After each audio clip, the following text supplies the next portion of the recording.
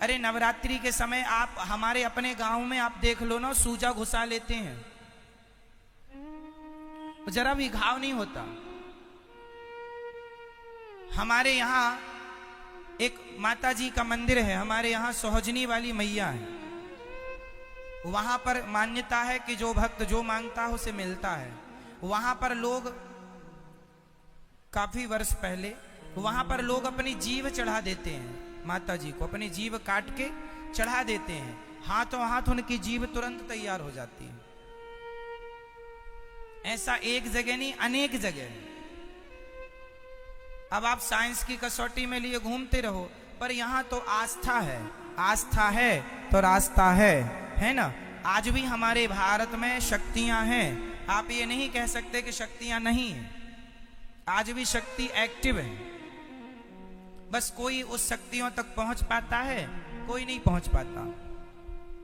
आज भी आप कामाख्या माता मंदिर जाएंगे, कामाख्या माता मंदिर जाएंगे तो वहां आज भी साल में एक बार के लिए माता जी का मंदिर 3 दिन के लिए बंद होता है, क्योंकि माता जी को जैसे स्त्रियों को मासिक धर्म होता है ना, ऐसे माता जी को भी मासिक धर्म होता है। कामाख्या माता मंदिर में उनके अंग में कपड़े लगाए जाते हैं और 3 दिन बाद जब खुलता है तो उन कपड़ों में खून होता है। बड़े बड़े वैज्ञानिकों ने खूब कैमरे लगाए, खूब रिसर्च किया, लेकिन ये परंपरा अनादि समय से चली आ रही है। चमत्कार है, ये शक्तियां हैं। क्या है ये? शक्तियां हैं, ये शक्तियां हैं भाई। माता जी को रक्त आना, ज्वाला माता के मंदिर में सदियों से आग जल रही है, पत्थर है वहां पे, आग जल रही है, अपने आप जल रही है, शक्ति है ना। जगन्नाथ जी वहां का मंदिर, आपने बद्रीनाथ जी के मंदिर में, मंदिर के नीचे गर्म पानी का कुंड है, गर्म पानी कहां से आता है? एक चमत्कार है। तो आज भी चमत्कार हैं, आज भी शक्तियां हैं। आप ये ना माने कि शक्तियां नहीं हैं, आज भी शक्तियां हैं। बस श्रद्धा है तो भगवान की शक्ति और भक्ति सब है। श्रद्धा है तो सब है, श्रद्धा नहीं तो कुछ नहीं। हमारी श्रद्धाएं कोई अंध श्रद्धाएं नहीं है कि बस हम लोग झूठी श्रद्धा लिए घूम रहे, नहीं जी। साइंटिफिक श्रद्धाएं हैं हमारी जितनी भी बातें हैं, हमारे जितने भी तीर्थ स्थल हैं, सब साइंटिफिक हैं, विज्ञान की कसौटी में खरे उतरते हैं, साइंटिफिक हैं सब चीजें, कोई मनमुखी नहीं है। मैं हर मंदिर को, हर देवी देवता को मैं साइंस की कसौटी में खरा उतार सकता हूं। हमारे शास्त्रों में की लिखी हर बात सत्य है, साइंटिफिक दृष्टि से आप देख लीजिए।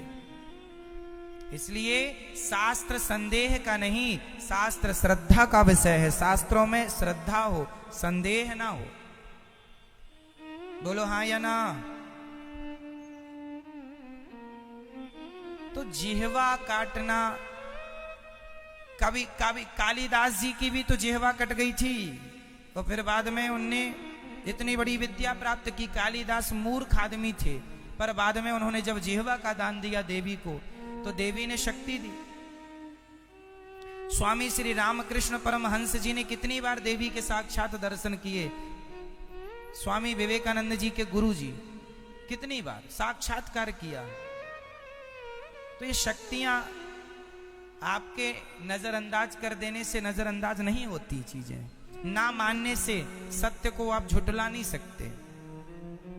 क्यों?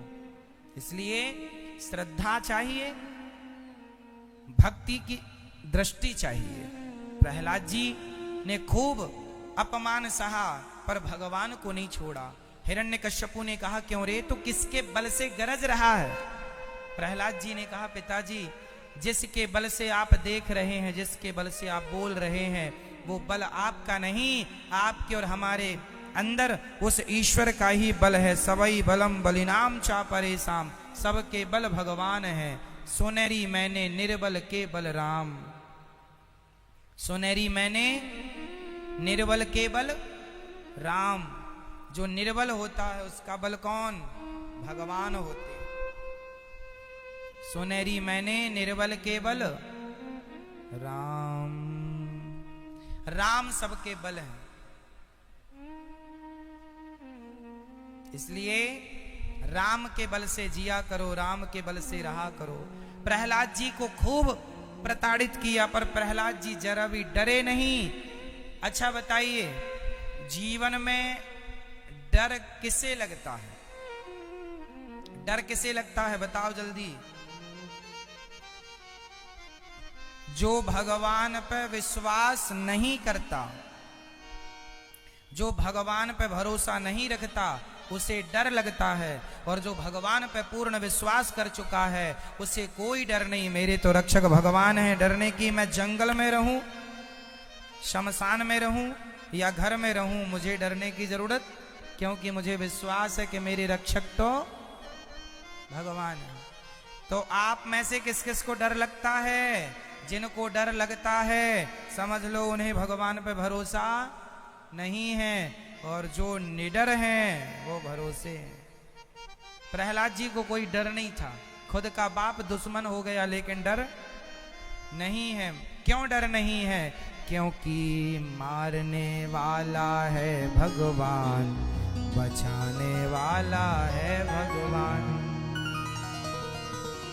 बाल नवा का होता उसका,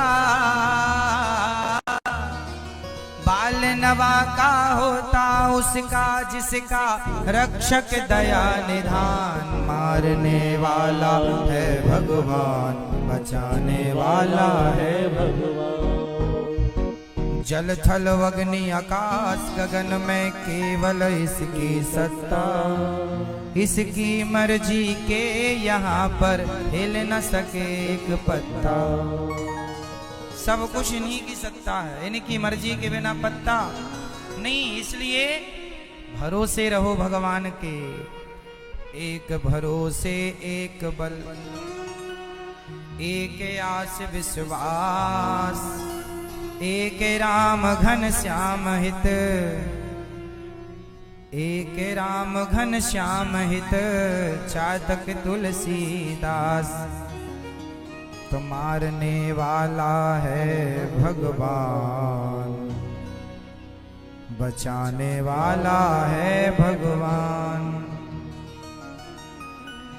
तो जब भगवान बचाएं तो फिर कौन मारे? जल थल अग्नि आकाश गगन पर केवल उसकी सत्ता। प्रभु इच्छा के बिना यहाँ पर हिल न सके एक पत्ता। राम जी को क्यों आना पड़ा? मैं कुछ सवाल करूंगा आपसे, फटाफट उत्तर दीजिएगा। कुछ सवाल राम जी से जुड़े होंगे, कुछ भगवान श्री कृष्ण से जुड़े होंगे। पहला सवाल मेरा सबसे, बताइए राम को, भगवान राम को भगवान क्यों कहते हैं? राम जी को और भगवान कृष्ण जी को भगवान क्यों कहते हैं? इंद्र को भगवान क्यों नहीं कहते? इंद्र कौन है? जोर से, जोर से। इंद्र देवता है। देवता में और भगवान में क्या अंतर है? देवताओं में और भगवान में क्या अंतर है? जल्दी बताओ। देवता किसे कहते हैं? कोई पूछ ले आपसे तो क्या उत्तर रहेगा आपका? देवता कहते हैं, जैसे हमारे देश में एक होते हैं प्रधानमंत्री, प्रधानमंत्री एक होते हैं हमारे देश में, बाकी मंत्री बहुत होते हैं। खाद्य मंत्री, उद्योग मंत्री, गृह मंत्री इत्यादि। पार्षद भी बहुत होते हैं। हर शहर में, हर क्षेत्र में अपने अपने पार्षद होते हैं। हमारे देश में हजारों पार्षद हैं। तो देवता और भगवान में क्या अंतर है? भगवान मैन पावर, भगवान के जो कार्य करता है जैसे अग्नि देवता हैं, तो अग्नि नाम के देवता को अग्नि का डिपार्टमेंट सौंप दिया, ये सब तुम्हारा जलाना बलाना तुम्हारा। पानी का डिपार्टमेंट वरुण देवता को सौंप दिया, पानी कहाँ कम है कहाँ ज्यादा तुम संभालो, वरुण देवता। और इन सभी देवताओं का कंट्रोल इंद्र को बना दिया, मैन सुपर पावर। देवताओं के सुपर पावर कौन है? इंद्र को देवताओं का राजा बना दिया। ऐसे करोड़ों इंद्र भगवान के चरणों को प्रणाम करते हैं। भगवान मैन पावर। अब सवाल आपसे, राम जी को भगवान क्यों कहते हैं? राम जी तो मनुष्य बन के आए थे। राम जी धरती पे क्या बन के आए? भगवान बन के आए कि मनुष्य? बोलो जोर से। राम जी मनुष्य रूप में आए, लिखा है विप्रधेनु सुर संतहित।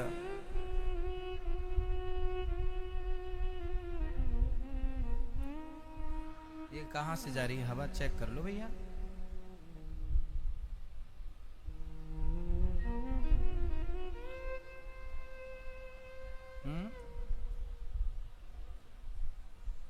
तो आ रही है हवा? ठीक है। तो विप्रधेनु सुर संतहित लीन मनुज अवतार। तो भगवान मनुष्य है, राम जी भगवान है, पर धरती पे क्या बन के आए? मनुष्य। तो अब राम जी जब मनुष्य ही बन के आए, तो फिर उन्हें भगवान क्यों कहते हैं? उत्तर दो, ये प्रश्न है हमारा आपसे। कल को कोई और प्रश्न करेगा तो आप उत्तर दे पाओ ना दे पाओ, इसलिए प्रश्न भी हम ही देंगे, उत्तर भी हम ही देंगे। आप दे पाओ तो दे दो। पिछली बार हमने बताया था आपको। बताओ राम जी को भगवान क्यों कहते हैं? आप बताओ। जिनसे पूछेंगे वो बताएंगे फटाफट। जो बने वो बताओ, चुप ना रहो। उन्होंने अच्छे काम किए थे, अच्छे काम तो आप भी करते हैं। मैया, मोबाइल वाली मैया बताओ, बताओ राम को भगवान क्यों कहते हैं? जोर से आप बताइए, राम जी को भगवान क्यों कहते हैं? बताओ। अच्छे काम किए थे। अच्छे काम में कौन कौन अच्छे काम गिनाओ। मैया बताओ, कौन से अच्छे काम किए? बताओ मैया बताओ। आज तक का कोई मानव, कोई मनुष्य इस धरती पे वो काम ना कर सका, इसलिए राम को भगवान कहते हैं। फॉर एग्जाम्पल, अब उदाहरण देके के बताओ कि कौन सा काम राम जी ने किया जो आप और हम नहीं कर सकते। उत्तर, भगवान राम ने और भगवान श्री कृष्ण ने दोनों ने अपना मुंह खोलकर इतने से मुंह में अपनी माँओं को पूरे ब्रह्मांड का दर्शन कराया। भगवान कृष्ण ने यशोदा मैया को और राम लला ने कौशल्या मैया को, ये दोनों ने कराया है। रामचरितमानस में राम जी के बारे में ये लिखा है कि एक बार उनके मुंह में मैया कौशल्या ने पूरा ब्रह्मांड देखा, और कृष्ण जी के लिए भागवत जी में लिखा है। तो जो काम भगवान ने किया छोटी सी आयु में, इतना समूह खोल के इतना बड़ा ब्रह्मांड अपने मुंह में दिखाया, ये काम कौन कर सकता है? आज तक इस धरती पे हजारों करोड़ लोग आकर चले गए, लेकिन आज तक किसी मनुष्य ने ये काम नहीं किया, किसी महापुरुष ने ये काम नहीं किया। ये काम कौन कर सकता है? केवल भगवान। तो इन लीलाओं से, इनके कारण पता चला भाई, कोयले की खदान में कुछ चमक रहा था, तो आपको लगा ये चमक रहा है, कुछ अलग है। ध्यान से देखा, साफ किया, काली मां हटाई, बहुत चमक रहा है। बताया, सरकार को दिया, भाई ये निकला है यहां से। सरकार ने टेस्ट कराया, पता चला ये तो बेशकीमती हीरा है। कहां रहता था? कोयले में रहता था। क्या है वो? अब कोयले में रहता था तो उसे कोयला नहीं समझा जा सकता, वो हीरा है। उसी प्रकार हम सब हैं कोयले, हम कोयलों के बीच में राम रूपी हीरा आए और उन्होंने धर्म की मर्यादा की स्थापना की हम जैसे कोयले के लिए कि तुम भी को सीख लो, समझ लो। हम तुम्हारे बीच में हैं, हीरा कोयले की खदान में है, पर कोयले की खदान में होने से ये ना समझो कि ये भी कोयला है, वो हीरा है। इंसानों के बीच में इंसान बन के रहे हैं राम, लेकिन वो इंसान नहीं है, इंसान के रूप में भगवान है। कोयले की खदान में हीरा निकल आया। हम सब कौन? कोयला। और राम जी कौन? हीरा। इसलिए पहला उत्तर, राम और कृष्ण को भगवान इसलिए कहते हैं कि उन्होंने इतने से मुंह में पूरा ब्रह्मांड दिखाया। ये काम कौन कर सकता था? केवल भगवान। किसी इंसान में ये ताकत नहीं है। पहला। दूसरा सुनो, दूसरा, एक उंगली से पहाड़ को आपके बाप दादाओं ने उठाया? बोलो, आज तक किसी ने उठाया? एक उंगली पर इतने बड़े पहाड़ को जो उठा सकते हैं वो मनुष्य रूप में मनुष्य नहीं, भगवान है। इसलिए उन्हें मनुष्य जानने की गलती ना करना, वो भगवान है। मनुष्य बन के आए हैं ताकि हम और आप भी देख लें कि वो इतने दयालु हैं, वो इतने ब्रह्मांड के नायक भगवान हम इंसानों के बीच में खेल रहे हैं, ग्वाल वाल बन के चोरी कर रहे हैं, माखन लीला कर रहे हैं, मैया यशोदा की डांट खा रहे हैं, मैया बांध रही हैं तो उखल से बंध रहे हैं। ये भगवान का प्रेम तो देखो आपके और हमारे लिए, कि वो हमारे और आपके लिए अपना बैकुंठ छोड़ के इस मृत्यु लोक में आते हैं लीलाएं करने के लिए। परम दयालु है भगवान। तो भगवान जो कर सकते हैं वो सिर्फ भगवान कर सकते हैं। उदाहरण तीसरा, राम जी ने जो किया वो आज तक कोई ना कर पाया। क्या? सोचो, आप थोड़ी देर के लिए राम जी की जगह अपने को रखो। आपके पिता ने आपको घर से निकाल दिया होता 14 साल के लिए जंगल में दर दर भटकने, तो एक बार तो आपको ये लगता कि मेरे बाप ने मेरे साथ गलत किया है। जिस स्त्री ने, जिस आपकी सौतेली माँ ने, आपकी भी भगवान ना करे कोई सौतेली माँ हो, पर किसी बच्चे की सौतेली माँ ने उस बेटे को घर से निकाल दिया, तो वो जमाने से रोएगा कि हमारी माँ ने हमारे साथ ऐसा किया। लेकिन राम जिस प्रसन्नता से वो राजगद्दी पर बैठने चले, उसी प्रसन्नता से वनवास के लिए चले। ना तो अपने पिता को, ना तो अपनी माँ को स्वप्न में भी कभी अपशब्द नहीं कहा। कहा छोड़िए, सोचा नहीं। लक्ष्मण जी ने कह दिया तो डांटा, क्या कह रहे हो अपने पिता के लिए? तो जो राम अपने माँ बाप की सेवा के लिए, अपने माँ बाप की प्रसन्नता के लिए, यदि आप मेरे वनवास जाने से आपकी प्रसन्नता है तो मैं वनवास जाने को तैयार हूं। जो अपने माता और पिता की इस प्रकार आज्ञा का पालन करता है वो इंसान भगवान ही हो सकता है ना, और कौन हो सकता है? इंसानों में इतनी धैर्यता कहाँ है? बाप एक गाली दे दे बेटे को तो बेटा भी मारने दौड़ पड़ता है। आज के युग का सहा नहीं जाता। लेकिन राम को वनवास भेज दिया। कैकेयी ने मां ने क्या क्या ना कहा। इसलिए राम भगवान है। राम जी ने गौतम की नारी जो पत्थर की बन चुकी थी, उस पत्थर पर अपने चरण स्पर्श कराए तो चरण छूते ही पत्थर स्त्री हो गई। जिनके चरणों का स्पर्श करते ही गौतम जी की पत्नी अहिल्या स्पर्श करते ही नारी बन गई और पति के लोक को चली गई। हमारे तुम्हारे स्पर्श से तो आज तक कोई पत्थर नारी ना बना, हमारे तुम्हारे पांव के स्पर्श से तो आज तक कोई पत्थर नारी ना बना। राम के चरण स्पर्श होते ही नारी बन गई, तो ये भगवान ही कर सकते थे, और इंसानों में कहां दम है। ठीक है, जिस पत्थर पर राम का नाम फेंका गया और पानी में तैर गया, हमारे तुम्हारे नाम को लिख के भी फेंक के देख लो, डूब जाएगा। लेकिन धन्य है मेरे राम नाम की महिमा। राम की महिमा छोड़ दो, मेरे राम की कितनी महिमा होगी, जिनके नाम की इतनी महिमा है कि पत्थर पानी में ना डूबा। जिस नाम ने पत्थर को ना डूबने दिया, वो नाम का आश्रय आप और हम लेंगे तो क्या वो नाम तुम्हें और हमें डूबने देगा? नहीं। ये संसार है सागर, बोलो जोर से, संसार है, संसार है, हम हैं पत्थर, हम हैं।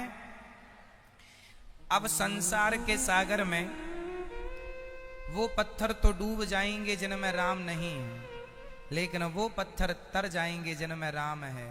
अब आप देख लो, संसार के सागर में आप और हम पत्थर हैं। यदि राम नाम रखते हो अपनी जिह्वा पर तो पार हो जाओगे, और नहीं रखते तो पत्थर हो डूब जाओगे।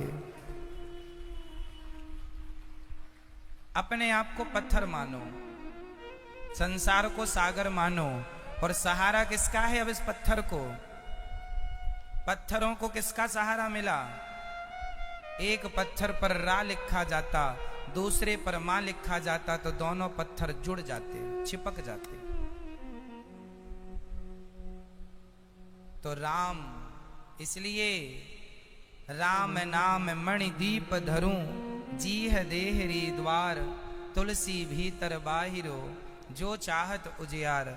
यदि अपना लोक परलोक संवारना चाहते हो तो फिर अपने मुख में, अपने द्वार पर, ये द्वार है ना मेरा मुंह, अपने जिह्वा पर राम नाम रखो, राम जपा करो, कृष्ण जपा करो, सीताराम सीताराम कहा करो। खूब नाम जपना चाहिए। राम जी भगवान क्यों हैं? क्योंकि जो राम कर सकते थे वो केवल राम ही कर सकते थे, दूसरा कोई नहीं। राम जी भगवान क्यों हैं?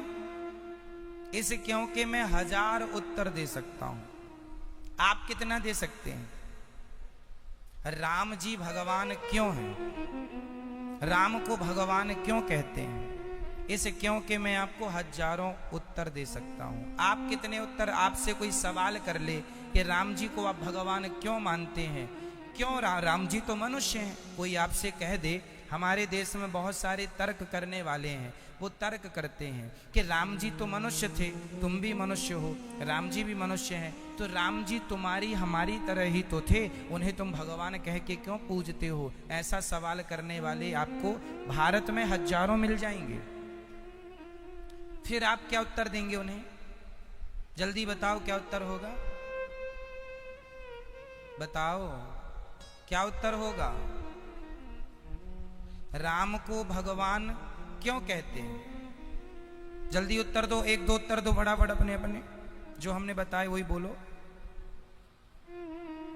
क्यों कहते हैं राम जी को भगवान? आप बताइए। मैया सुन रही हो? भगवान श्री कृष्ण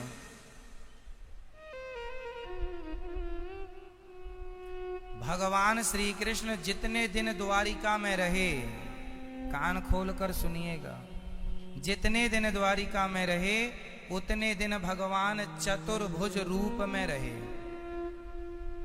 भगवान कृष्ण के वृंदावन में तो 2 हाथ थे, पर द्वारिका जाकर भगवान ने अपना चतुर्भुज रूप ले लिया था।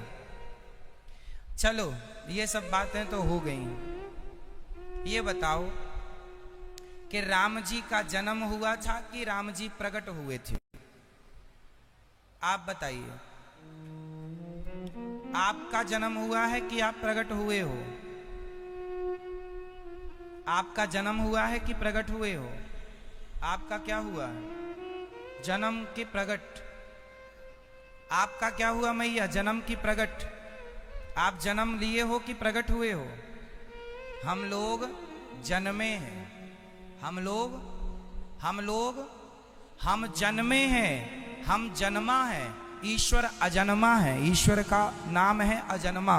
जिसका जन्म नहीं होता उसे अजन्मा कहते हैं। हम हैं जन्मा, मतलब जन्मे हैं। हम जन्मा है और ईश्वर अजन्मा है। हम जन्म लेते हैं, भगवान प्रकट होते हैं। इसलिए लिखा है भय प्रकट कृपाला दीन दयाला कौशल्याहित कारी। भगवान का जन्म नहीं होता। कौशल्या के गर्भ से भगवान तुम्हारी हमारी तरह जन्म नहीं लिए। कौशल्या के गर्भगृह से भगवान वहां पर प्रकट हुए हैं। भय प्रकट कृपाला दीन दयाला कौशल्या हितकारी। और जब राम जी प्रकट भये ना तो चतुर्भुज रूप में प्रकट भये। 4 हाथ शंख चक्र गदा पद्म लेकर पूरे भगवान के रूप में आए। क्या क्या लेके आए भगवान? चतुर्भुज रूप में 4 हाथ में, एक हाथ में शंख, फिर चक्र, गदा और कमल। 4 चीज लेकर आए। शंख चक्र गदा पद्म। ठीक है, तो भगवान चतुर्भुज रूप में आए। अब बताइए कौन सा बच्चा पैदा होते ही शंख चक्र लाता है भाई? तो ये जो लक्षण है ये इंसानों के नहीं है, ये भगवान के हैं। ये कहां लिखा है जो हम बता रहे हैं? रामायण में लिखा है, रामचरितमानस में लिखा है, कृष्ण जी के लिए भागवत में लिखा है, राम जी के लिए भी भागवत जी में लिखा है। ठीक है। भगवान कृष्ण के बारे में लिखा है। जब भगवान कृष्ण माता देवकी के गर्भ से प्रकट, भगवान कृष्ण पैदा नहीं हुए, जन्मे नहीं। भगवान जन्मे नहीं, भगवान तो क्या भाई? तमद्भुतम बालक मम्बुजे क्षणम चतुर्भुजम लिखा। क्या लिखा? चतुर्भुजम शंख गदार युधायुधम। चतुर्भुज रूप में प्रकट भय, शंख चक्र लेकर आए। कृष्ण जी के बारे में तमद्भुतम बालक मम्बुजे क्षणम चतुर्भुजम शंख गदार युधायुधम। तो भगवान राम जी को भगवान, कृष्ण जी को भगवान, नरसिंह भगवान। अब कहो नरसिंह जी को भगवान क्यों? खंबे से प्रकट भये हैं। आपके किसी बाप दादे प्रकट भये हो खंबे से तो बता दो।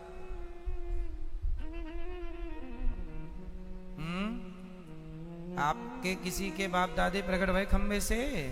नहीं। इसलिए हम तुम इंसान हैं। भगवान खंबे से प्रकट हो जाते हैं, भगवान कहीं से भी प्रकट हो जाते हैं, इसलिए उनका नाम भगवान है। कृष्णस्तु भगवान स्वयं। जो दिन को रात कर सकते हैं। महाभारत के युद्ध में जयद्रथ ने जब अभिमन्यु को मारा तो अर्जुन ने प्रतिज्ञा कर ली, कल के युद्ध में मैं मार डालूंगा जयद्रथ को। लेकिन कल के युद्ध में तो जयद्रथ को दूर रखा। तब भगवान ने क्या किया?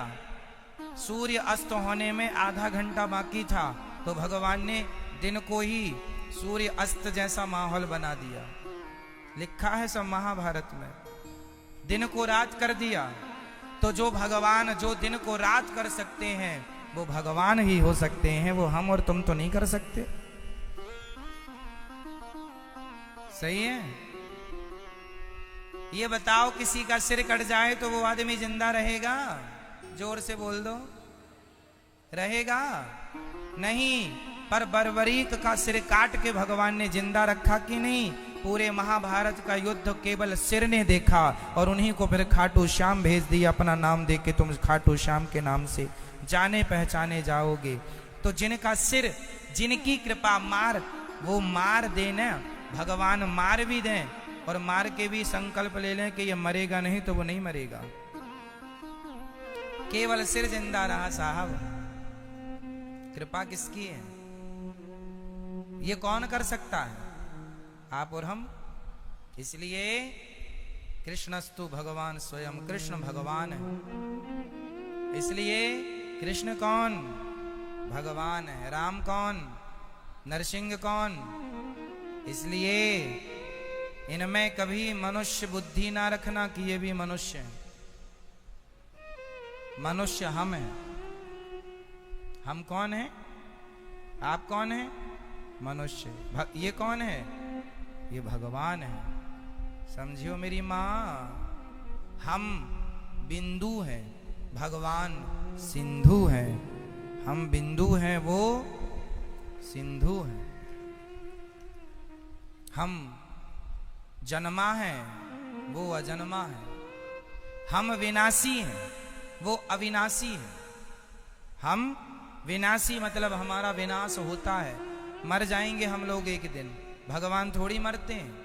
हम विनाशी हैं, वो अविनाशी हैं। हम जन्मा हैं। कई लोग कहते हैं भगवान के पिता का नाम बताओ। अरे भाई साहब, वो सबके पिता हैं। वो अजन्मा है। जिनका जन्म होगा वो तो मरेंगे, जिनका जन्म ही नहीं होता वो मरेंगे कैसे? कई लोग कहते हैं राम जी तो मर गए, कृष्ण जी तो चले गए। नहीं जी, कहाँ मर जाएंगे भगवान? मृत्यु हमारी होती है, मृत्यु आपकी होती है। भगवान तो प्रकट हुए हैं, और जैसे प्रकट हुए थे वैसे ही कण कण में व्याप्त हो गए। वो सर्वत्र व्याप्त हो गए, कहीं गए थोड़ी, सब जगह व्याप्त हो गए। वो तो भगवान के धाम है, बैकुंठ धाम से वहां बैठ के सब निगरानी रखते हैं। भगवान सबको देखते हैं। एक रूप से कण कण में समाये। विष्णु सर्व गुहाशया, नारायण रूप में वो तो रहते हैं बैकुंठ में, और विष्णु रूप में वो कण कण में व्याप्त हैं। विष्णु सर्व गुहाशया, सब में जो व्यापकता है, विश्व में जो भगवान व्यापक हैं, व्यापक होने से उनका नाम पड़ा विष्णु। जो विश्व में व्यापक हैं वो विष्णु। रमन्ते योगिनाम यस्य सह रामः, जो सबके हृदय में रमण करें, जो सबके हृदय में रहने से उनका नाम पड़ा राम। जो सबके मन को अपनी ओर आकर्षित कर लें, सबके मन को अपनी ओर खींचने के कारण उनका नाम पड़ गया कृष्ण। कर्षतीति कृष्ण। तो नाम उनके सिचुएशन पे पड़ते चले गए। गाय चराई तो नाम पड़ गया गोपाल।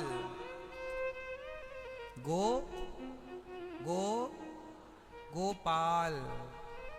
गिरिराज जी को उठाया तो इंद्र ने नाम दे दिया गोविंद।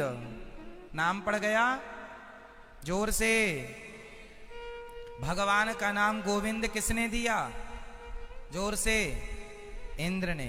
भगवान को गोविंद कह के पहली बार किसने बुलाया? इंद्र ने। तब से भगवान का नाम पड़ा गोविंद। गाय चराने से गोपाल, गिरिराज जी उठाने से, गिरिराज उठाने से गिरिवरधारी, गोवर्धनधारी, है ना, नाम पड़ गया। गिरिराज धरण भगवान की, नाम पड़ गया गिरिराज उठाने से, गिरिराज धरण भगवान। मैया ने उखल से बांधा तो नाम पड़ गया दामोदर। क्या नाम पड़ा? भगवान का नाम क्या पड़ा? केसी नाम के दुष्ट को मारा तो नाम पड़ गया केशव। क्या नाम पड़ा? क्या नाम पड़ा? मन को चुरा लेते हैं, मन का हरण कर लेते हैं तो नाम पड़ गया चित्त चोर। चित्त को चुरा लेते हैं, चित्त। क्या नाम पड़ा? सूरत सांवली सी है तो श्याम नाम पड़ गया। क्या नाम पड़ गया? श्याम। श्याम है, सांवले हैं, पर सुंदर बहुत हैं तो नाम पड़ गया श्याम सुंदर। क्या नाम पड़ गया? क्या नाम पड़ गया?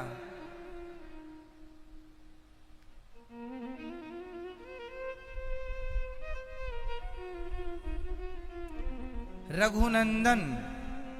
किनका नाम है ये रघुनंदन? रघुनंदन क्यों नाम पड़ा? रघु के वंश में उत्पन्न होने से राम को रघुनंदन कहते हैं। रघु के वंश के जो नंदन है वो रघुनंदन है।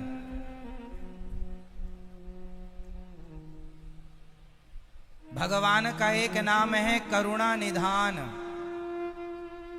ये करुणा निधान नाम किसने दिया भगवान को? बोलो आप बताओ। माता सीता ने। माता सीता क्या कहती हैं राम जी को? शादी जब होके आई ना तो सीता जी माँ ने अपने लिए राम का एक नाम रखा। आज से आप लोग भी अपने पति का नाम कुछ कुछ रखती हो शादी के बाद। मैया आपने क्या रखा था? कुछ नहीं रखा। सीता माँ ने भगवान को एक नाम दिया था, करुणा निधान। क्या नाम दिया? सीता जी हमेशा राम को किस नाम से बुलाती थी? करुणा निधान। कहाँ है करुणा निधान? प्रसाद कब पाएंगे करुणा निधान? और राम जी प्यार से सीता माँ को क्या कहते थे? सीते। क्या कहते थे? प्यार से राम जी सीता माँ को क्या कहते थे? सीते, सीते। और सीता मैया राम जी को प्यार से कहती थी करुणा निधान।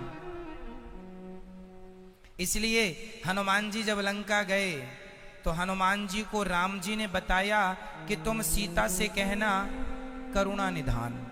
ये पासवर्ड है, क्योंकि ये बात केवल वो जानती हैं और मैं जानता हूं, कोई नहीं जानता। तो इसलिए हनुमान जी लंका गए तो सीता मैया को विश्वास नहीं हो रहा था कि ये हनुमान जी राम जी ने भेजा है। उन्हें लग रहा था ये रावण की कोई माया है। सीता मैया हनुमान जी पर विश्वास नहीं कर रही थी। उन्हें लग रहा था रावण तो बहुत बड़ा मायावी है, हो सकता कोई अपने से बना के भेज दिया हो, राम जी की अंगूठी बना के भेज दिया हो मेरा मन हरने के लिए। तब हनुमान जी ने कहा राम दूत में मातु जान की, सत्य शपथ करुणा निधान की। माँ मुझे करुणा निधान ने भेजा है, आपके करुणा निधान ने।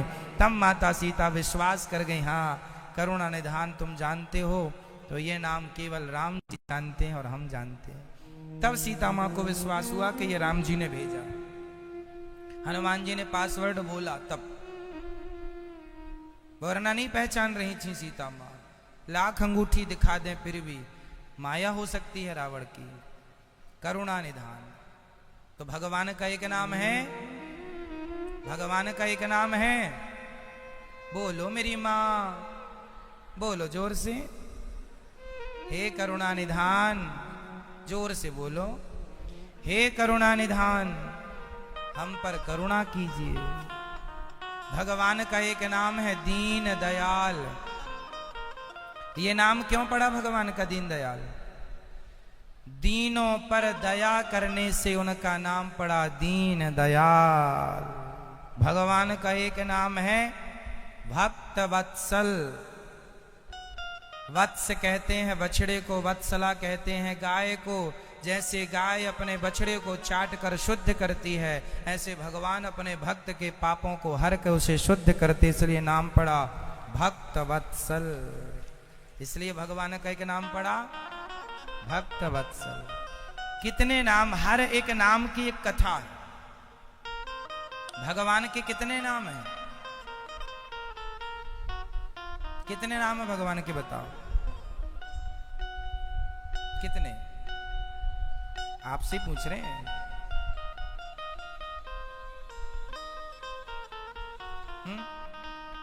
एक? कितने? भगवान के नाम हैं जैसे राम जी के सहस्त्र नाम हैं, राम जी के 1000 नाम हैं, ऐसे विष्णु सहस्त्र नाम, विष्णु भगवान के सहस्त्र नाम, गोपाल सहस्त्र नाम, भगवान कृष्ण गोपाल जी के सहस्त्र नाम है। ऐसे राधा सहस्त्र नाम, राधा जी के भी सहस्त्र नाम है। ललिता सहस्त्र नाम, ललिता जी के सहस्त्र नाम है। लक्ष्मी माता जी के सहस्त्र नाम, हजारों नाम, तो भगवान के हजारों नाम हैं। कितने नाम हैं? हजारों। हरि अनंत हरि कथा अनंता, कहीं सुनहि बहुविधि सब संता। अनंत नाम, अनंत लीलाएं, जितनी गाओ सब कम है। आओ राम जी की गाथा गाते हैं। राम जी की कथा क्या है? राम जी को जब राम जी का जन्म हुआ तो कौशल्या मैया बड़ा लाड़ प्यार कर रही थी। तभी राम जी को लेने के लिए विश्वामित्र जी आए। राम जी को लेने के लिए कौन से ऋषि आए? राम जी के गुरु जी का नाम बताइए आप। क्या? हाँ मैया, भैया आप बताओ, राम जी के गुरु जी का नाम क्या है? क्या है? क्या? विश्वामित्र नहीं, वशिष्ठ। राम जी के गुरु जी का नाम क्या है बेटा? वशिष्ठ। वशिष्ठ जी। वशिष्ठ जी के पिता का नाम जानते हैं? ये ब्रह्मा पुत्र हैं। ब्रह्मा जी के डायरेक्ट सीधे पुत्र वशिष्ठ। सप्त ऋषियों में इनका नाम है कश्यपोत्री वशिष्ठस्य विश्वामित्रोथ गौतमा जमदग्निर भरद्वाज। ये 7 सप्तर्षि हैं। कोई आपसे पूछ ले कि 7 ऋषि कौन कौन, तो नाम सुनो। कश्यपोत्री कश्यप, अत्रि कश्यपोत्री वशिष्ठस्य विश्वामित्र, विश्वामित्रोथ गौतमा, गौतम ऋषि अहिल्या के पति गौतमा, जमदग्निर भरद्वाज, जमदग्निर भरत, जमदग्निर परशुराम जी के पिता भरद्वाज। ये 7 सप्तर्षि। ये 7 कौन हैं? सप्तऋषि, जिनमें वशिष्ठ जी राम जी के कौन हुए? राम जी के गुरु हैं। विश्वामित्र जी भी सप्तर्षि हैं। विश्वामित्रोथ गौतमा, विश्वामित्र जी भी सप्तऋषियों में एक हैं। विश्वामित्र जी भगवान के अस्त्र शस्त्र के गुरु हैं। अस्त्र शस्त्र प्रदान विश्वामित्र जी ने किया राम जी को। कुल गुरु हैं वशिष्ठ जी। पढ़ाया लिखाया वशिष्ठ जी ने। अस्त्र शस्त्र का भंडार जो विश्वामित्र जी के पास था वो राम को ट्रांसफर दिया। राम जी को लेकर चले तो राम जी ने सबसे पहले जिस स्त्री को मारा उसका नाम क्या था? बेटा बताओ आप बताओ। हाँ, राम जी ने जिसको मारा उसका नाम क्या था? पूतना बोला आपने पहले। पूतना तो भगवान कृष्ण ने मारी थी। राम जी ने जिस स्त्री को मारा उसका नाम था, क्या था बोलो? ताड़का। ताड़का को मारा, राक्षसी थी। एक ही बाण प्राण हरि लीना, दीन जानते ही निज पद दीना, मार गिराया। गुरु जी का यज्ञ पूरा कराया। फिर आगे चले राम जी।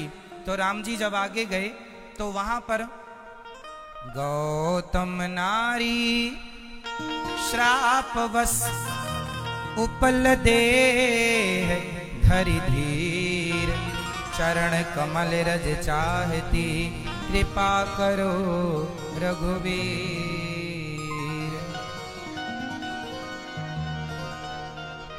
अच्छा ये बताओ, अहिल्या को पत्थर होने का श्राप किसने दिया था? बेटा आप बताओ। ओ बेटा, अच्छा चलो आप बताओ। मैया बताओ, बताओ जल्दी से। श्राप किसने दिया पत्थर होने का अहिल्या को? आप बताओ। उनके पति ने। किसने दिया? उनके पति का नाम क्या? उनकी क्या नाम? क्यों दिया था श्राप? गौतम ऋषि ने अपनी पत्नी को पत्थर होने का श्राप क्यों दिया? क्यों दिया? जल्दी बताओ भैया, बताओ आप बताओ। सफेद शर्ट वाले भैया, आपसे नहीं पता? अहिल्या को पत्थर का श्राप क्यों दिया? पत्थर हो जाओ। हाँ?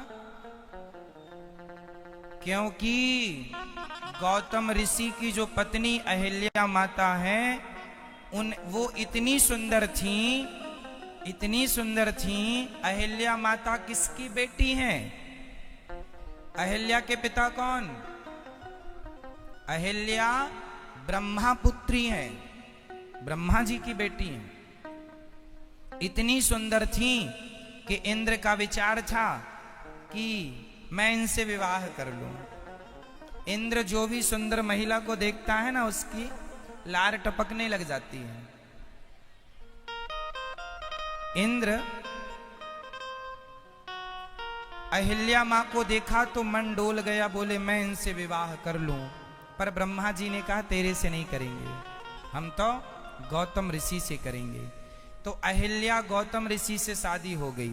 शादी तो गौतम ऋषि से हो गई, पर इंद्र की नीयत तो लगी रही। शादी होने पर भी इंद्र ने एक दिन मौका पाकर छल कर दिया। इंद्र ने रात के 2 बजे चंद्रमा को बोला तुम मुर्गा बन के कुकड़ू कू करो। तो पहले की अलार्म घड़ी तो मुर्गा ही होता था। मुर्गा बोला मतलब 4 बज गए। तो अहिल्या इंद्र ने चंद्रमा से कहा तुम मुर्गा बन जाओ। तो मुर्गा बन के बोल दिया। गौतम ऋषि जागे और गंगा नहाने चले गए। अब वो तो गंगा नहाने गए, अहिल्या अकेली जंगल में। तो इंद्र ने गौतम ऋषि का रूप बनाया। इंद्र ने गौतम ऋषि का रूप बनाया और इंद्र ने जाकर माता अहिल्या के संग गौतम ऋषि का रूप बना के, अब आपके पति के रूप में कोई आ जाए तो आप कैसे समझेंगी कि ये कोई और है? तो अहिल्या मां समझ ना पाई और वो जिद करने लगा। इंद्र अहिल्या के साथ जबरदस्ती करने लगा। अभी ये जबरदस्ती कर ही रहा था कि वहां गंगा मैया ने कह दिया अभी तो 2 बजे हैं रात को, आप क्यों आ गए? अरे मुर्गा तो बोला था। गंगा मैया ने कहा गौतम जी आपके संग छल किया है इंद्र ने। दौड़े दौड़े आए। जब तक आए तो इंद्र कमरे से निकल रहा था अहिल्या के। समझ गए, अच्छा इंद्र तुम्हारे स्वर्ग में क्या महिलाओं की कमी थी जो तुम मृत्यु लोक की महिलाओं को सताने आ गए? योनि लंपट, जाओ मैं तुम्हें श्राप देता हूं।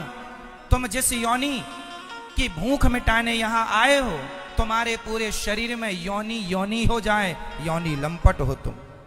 इंद्र के पूरे शरीर में गंदे गंदे छिद्र हो गए थे, योनि हो गई थी पूरे शरीर में। चरणों में गिरा, महाराज क्षमा कर दो, क्षमा कर दो, अपराधी हूं मैं, काम के वशीभूत हो गया था, क्षमा कर दो।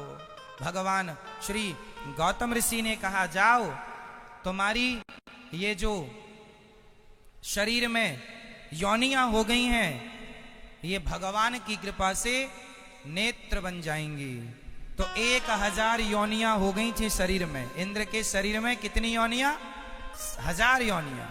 जा, ये बड़ा प्यार है योनि से, जा पूरे शरीर में योनि, 1000 योनि हो गई। बाद में इंद्र की वो 1000 योनियां नेत्र बन गई, आंखें बन गई थी। तो इंद्र को 1000 नेत्र वाला भी कहते हैं। इंद्र को पहले वो श्राप के कारण योनियां, फिर वो नेत्र में तब्दील हो गए। देखो हमारे ऋषि मुनियों का रिसर्च आज की मेडिकल भाषा में समझें तो हमारे ऋषियों के पास ऐसी भी विद्या थी जो शरीर के चाहे योनि बना दें, चाहे योनि भाग को नेत्र बना दें। ये एक विद्या थी, ये एक मेडिकल साइंस है जिस पर साइंस अभी काम करेगा तो कई 1000 साल लगेंगे अभी। ठीक है, तो इंद्र को श्राप लगा, ये तो इंद्र का मैटर निपट गया। चंद्रमा भी मुर्गा बने थे, चंद्रमा को श्राप दिया जाओ तुम कलंकित हो जाओगे, तुमने कलंक लगा दिया एक स्त्री के चरित्र में, जाओ तुमने भी तो गलत आदमी की मदद करने वाला भी तो गलत ही है, जाओ तुम कलंकित हो जाओ। तो चंद्रमा इतना सुंदर है, पर काला काला धब्बा है ना, वही कलंक है। आप पूछते हैं चंद्रमा में काला धब्बा क्यों है? इसलिए है कि अहिल्या के चरित्र को बिगाड़ने में इनका भी योगदान था, इसलिए श्राप दिया, कलंकित हो जाओ, तुम्हें बड़ी सुंदरता का घमंड है, जाओ धब्बे हो जाए तुम्हारे जीवन में, चरित्र में सब। अब निकली अहिल्या कमरे से रोती रोती कि हमें तो ये इंद्र ने ठग लिया, बर्बाद कर दिया। गौतम ऋषि ने, अब आप सवाल करेंगे कि अहिल्या की गलती क्या थी? ना जी, कोई गलती नहीं थी, अहिल्या की कोई गलती नहीं। पति के रूप में कोई आएगा तो क्या जानेगी कि ये पति है या नहीं है? परंतु गौतम ऋषि ने श्राप दे दिया। अब आप सवाल करो हमसे कि गौतम ऋषि ने श्राप क्यों दिया अहिल्या को? जाओ तुम पत्थर की हो जाओ। क्यों श्राप दिया पूछो हमसे, या फिर आप बता दो क्यों दिया? बताओ, आप ही बता दो। गौतम ऋषि ने क्यों श्राप दिया अहिल्या माता को? क्यों दिया? इसलिए दिया कि यदि श्राप नहीं देते तो सारी दुनिया उन्हें चरित्रहीन कहता, सारी दुनिया उन्हें चरित्रहीन कहता। इसलिए गौतम ऋषि ने कहा कि अहिल्या, चरित्रहीन रहकर जीने से अच्छा है पत्थर बन जाओ, फिर तुम्हारा चरित्र सुधर जाएगा। कौन सुधारेगा? कांटे से कांटा निकलता है, बिगड़े चरित्र को बना हुआ चरित्र संवारेगा।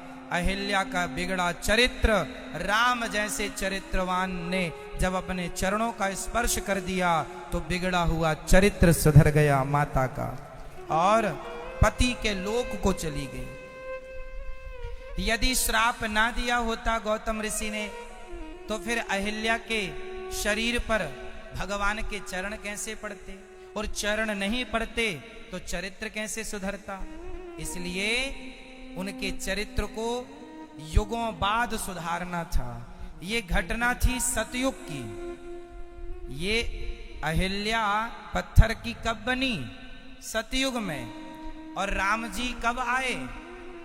राम जी त्रेता में आए, मतलब एक युग बीत गया। वो सतयुग का अंतिम युग था, वो सतयुग का अंतिम युग था, और ये त्रेता का अंतिम युग है। सॉरी, त्रेता का अंतिम समय है, मतलब पूरा त्रेता बीत गया, अब आखिरी के कुछ समय बचे थे। लगभग 11,500 साल त्रेता के बचे थे, तब की ये घटना।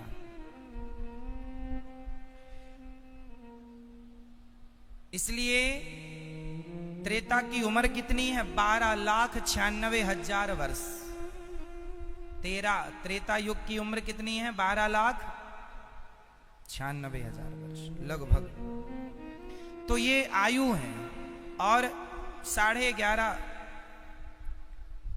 काफी समय बीत चुका था त्रेता का। अंत में चरण स्पर्श हुआ, और गौतम नारी श्राप वश उपल दे है धरि धीर, चरण कमल रज चाहती, कृपा करो रघुवीर। आप भी कहो कि जैसे अपने चरणों की धूल देकर अहिल्या का उद्धार किया, हे नाथ, हमें भी अपने चरणों की धूल देकर, रज देकर हमारा भी कल्याण कीजिए, हमारा भी उद्धार कीजिए। हे पतित पावन, हमारा भी कल्याण कीजिए। तो अहिल्या पर उनके पति ने श्राप देकर अच्छा किया कि बुरा किया? जोर से, और जोर से। अच्छा किया, अच्छा किया। यदि श्राप ना दिया होता तो राम जी के दर्शन कैसे होते? यदि श्राप ना दिया होता तो फिर हमारे और आपके पास कहने और सुनने को अहिल्या की कोई कथा ही ना होती ना। फिर ये चरण धूलि की महिमा कहां से प्रकट होती? चरण धूलि की महिमा को प्रकट करने के लिए अहिल्या का सहारा लेना पड़ा। ठीक है, इसलिए कथाएं एक कथा से दूसरी कथा जुड़ी होती है। अब राम जी आगे गए, गंगा स्नान किया, सीता स्वयंवर में चले गए। सीता माता के पिता का नाम बताओ, आप बताओ मैया, सीता माता के पिताजी कौन? क्या नाम था? जनक। इसलिए जनक जी ने एक दिन देखा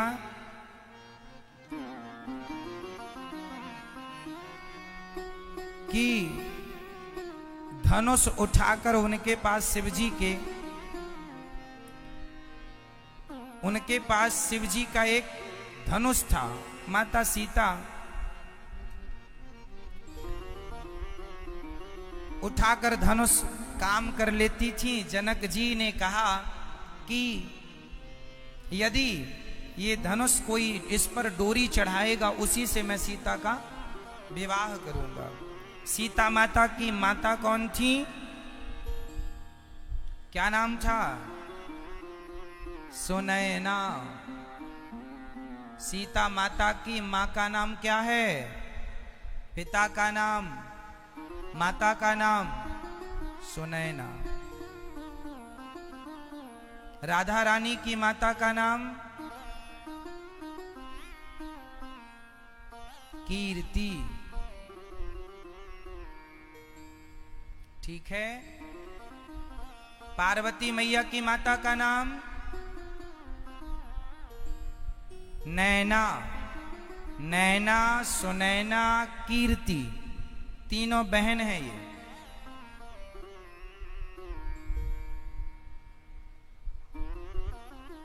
समय समय पर तीनों की लीला प्रकट हुई। तीनों जुड़ी हैं एक दूसरे से। कथाएं बड़ी अनंत हैं।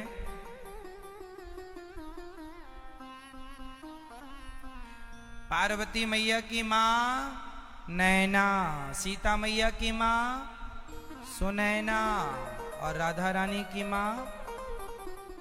इसलिए भगवान की कथाएं अनंत हैं।